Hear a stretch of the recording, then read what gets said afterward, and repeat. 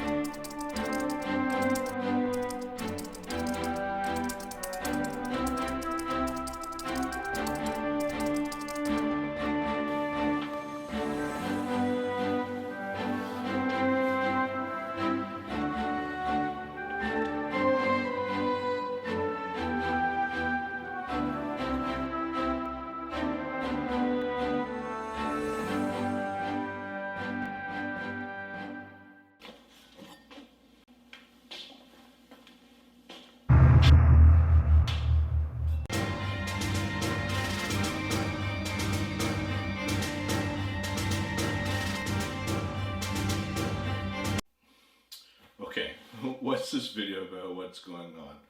Well, to start with, my name is Daniel, and for the last 2 years I've been thinking about and prototyping an educational toy system. A system of blocks, parts, nuts and bolts that would be accessible and adaptable, that would allow children to build devices, structures, and in doing so, learn how to put things together, learn how things work together, and maybe just importantly, how some things don't work together. Anyways, I'll make some other videos about the philosophy and the concepts behind the toy system.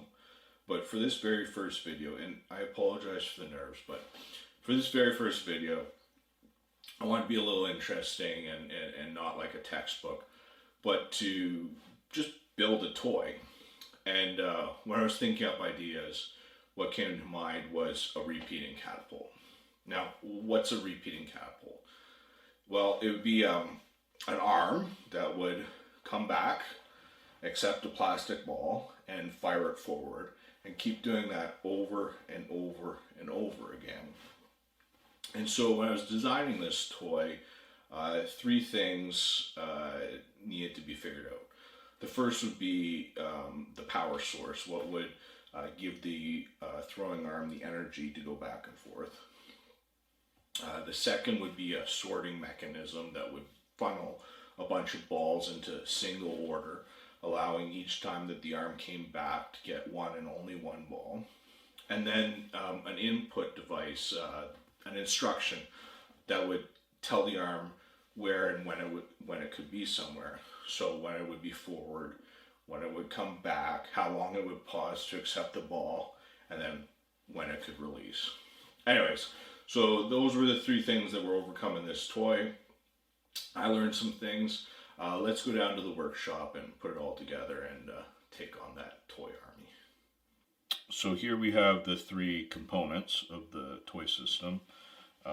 Plastic nuts and bolts, 3D printed parts that have either through holes or anchoring threaded holes, and then particle boards that are cut usually an inch wide by different lengths with a hole drilled every half inch, so that each inch there would be a hole. And that allows for fairly easy and I hope intuitive assembly.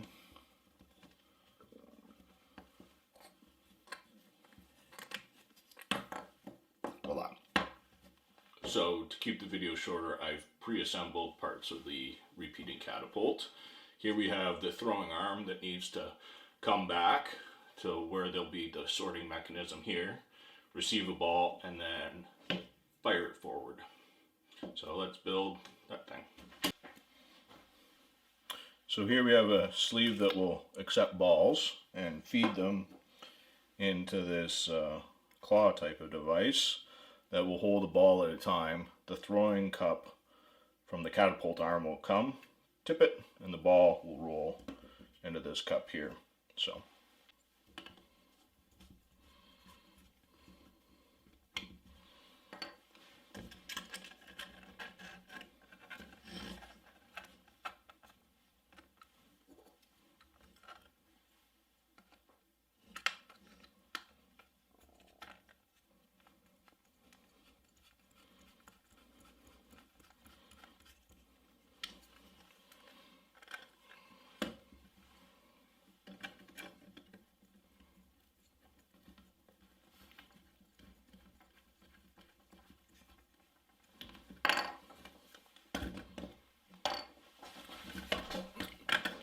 So here we go.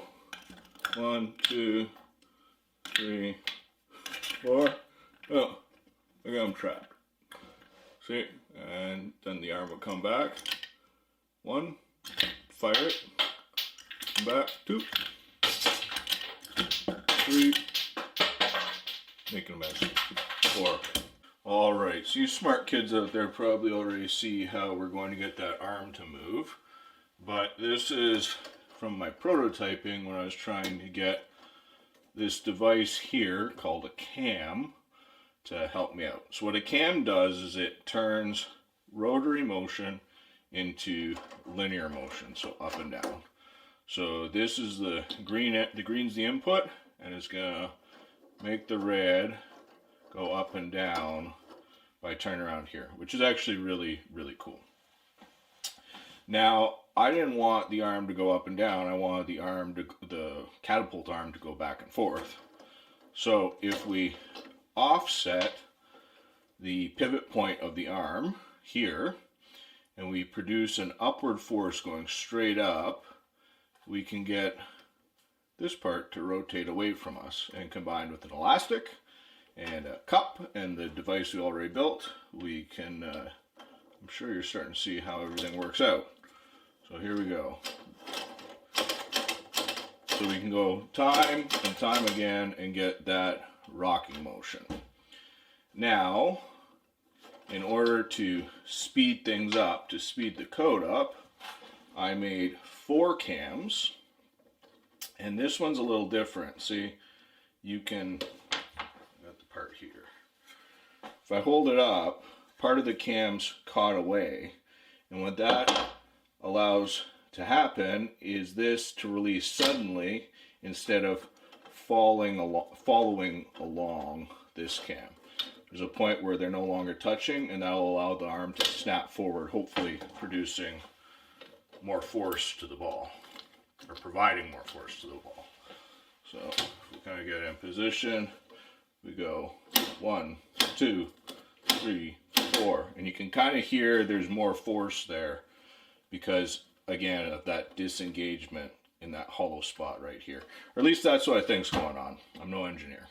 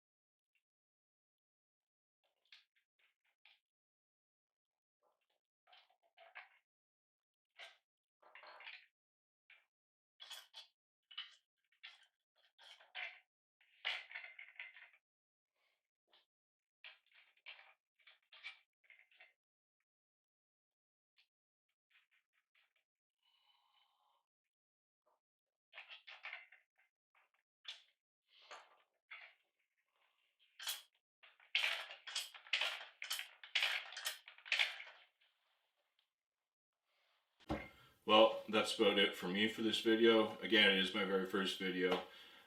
Thanks for watching. To my nieces and nephews, Mom should have a box just like this. And if you want to go build your very own repeating catapult, go ask her and try and put it together. For the rest of you, I'll be uploading the files for the 3D printed blocks online and leaving a link below. There'll also be other videos talking about how the parts are made and such, where to get the plastic nuts and bolts. If you have any ideas, suggestions, we'd love to hear them below in a comment. I'd really appreciate that. I have no expertise in designing or engineering or anything like that. But yeah, again, thanks for watching, and let's go see what this repeating catapult can do to that plastic army upstairs.